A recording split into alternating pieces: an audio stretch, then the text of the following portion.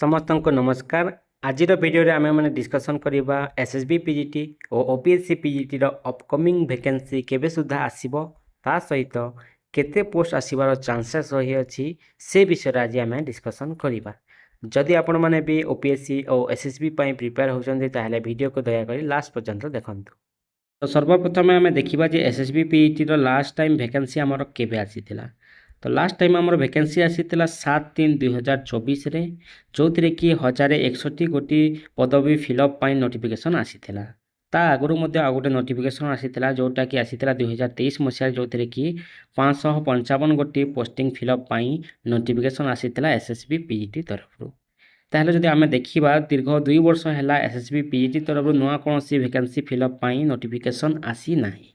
किंतु जदि आपण माने न्यूज देखुथिबे ताहले आपण देखिबा को पाउथिबे जे हमर मुख्यमंत्री से डिक्लेयर करूछन्ती कि जे आगो को बहुत गुडा टीचर वैकेंसी फिलअप हेबा पाई जाउची।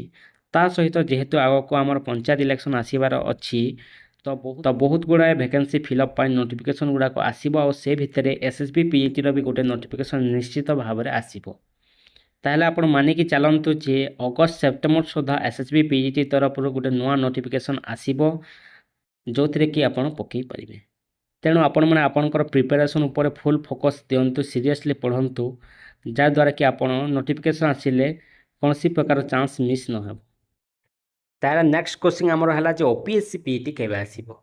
ओपीएससी पीईटी रो जो प्रीवियस नोटिफिकेशन आसीथिला तार प्रोसेस एबे सुद्धा सरी नाही, किंतु बहुत शीघ्र सरीबा पई जाउची। तार रिजल्ट सब आसी जाइछि, काउंसलिंग सरी जाइछि, तेणु बहुत शीघ्र सेटा सरी जिवो। आ सेटा सरीबा परे ही आपण ओपीएससी पीईटी रो मध्य वैकेंसी नोटिफिकेशन देखिबा पई पाइबे। तार कारण हेउची बहुत गुडा स्कूल नुआ करी अपग्रेड हेछि, जो थरे कि पोस्टिंग देबा निहाती जरूरी।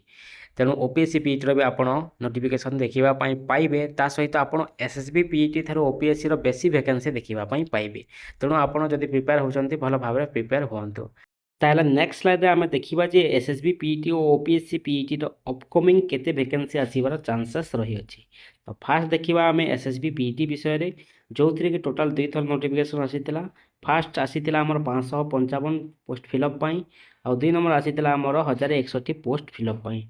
टोटाल आसीथिला हमर 1616 वैकेंसी फिलअप पाई, किंतु एथिरे बहुत गुडा पोस्ट फिलअप हे नथिला, बैकलॉग रहिथिला। हमर एससी एसटी पोस्ट गुडा को बहुत गुडा बैकलॉग रहिथिला। जेमे जो थी कि आमे जदि एग्जांपल नेबा पॉलिटिकल साइंस रे आसीथिला हमर 144 पोस्ट, किंतु फिलअप हेतिला 102 पोस्ट। ताहला 42 गोटे पोस्टटा फिलअप हेई नथिला। ता सहित आमे जदि करेंट सिचुएशन को देखिबा, बहुत गुडा कैंडिडेट जो माने कि एसएसबी पीईटी पाइथिले से माने ओपीएससी पीईटी मध्ये पाई जथि, जा द्वारा कि से माने एसएसबी पीईटी को छाड़ी कि से माने ओपीएससी पीईटी को जॉइन हेबा पाई जाउचंती। हमर प्राय 500 रो प्लस कैंडिडेट जो माने कि एसएसबी पीईटी पाइथिले से माने ओपीएससी पीईटी मध्ये पाई जंती आ से माने ओपीएससी को जॉइन करिवा पाई जाउचंती। ताले सेतरु जदि आमे देखिबा 500 प्लस हमर वैकेंसी हेबा को जाउची एसएसबी पीईटी रे। ता सहित हमर बहुत गुडाए जो ओल्ड टीचर गुड़ाक थे से 100 प्लस आप रिटायरमेंट नहीं कि चलतु ताहले आमर होगला 600। तो 600 प्लस आपणकर वैकेंसी आसवाक जाऊँगी एसएसबी पीईटी रे। आउ जदि आम ओपीएससी कथा देखा, ओपीएससी रे जो वैकेंसी आसीथिला हमर 1375 पोस्ट पाई, से बहुत जन कैंडिडेट एमती अच्छा जो मैंने कि एसएसबी पीईटी पाई आउ से भल जगह गुड़िक अच्छा से किछिटा कैंडिडेट जॉइन करेंगे ना, जहाँद्वारा कि एठी वैकेंसी रहिबो। ता सहित बहुत गुड़ाए पोस्ट बैकलॉग रही जाउची, बहुत गुड़ाए पोस्ट बैकलॉग रही जाउची ओपीएससी पीईटी रे मध्य। आ से पोस्ट गुड़िक पुणी आसीबो सेटा वैकेंसी हेकी। ता सहित आमर 100 प्लस स्कूल नुआ करी अपग्रेड होती, जो थी कि ओपीएससी पीईटी पोस्टिंग देव।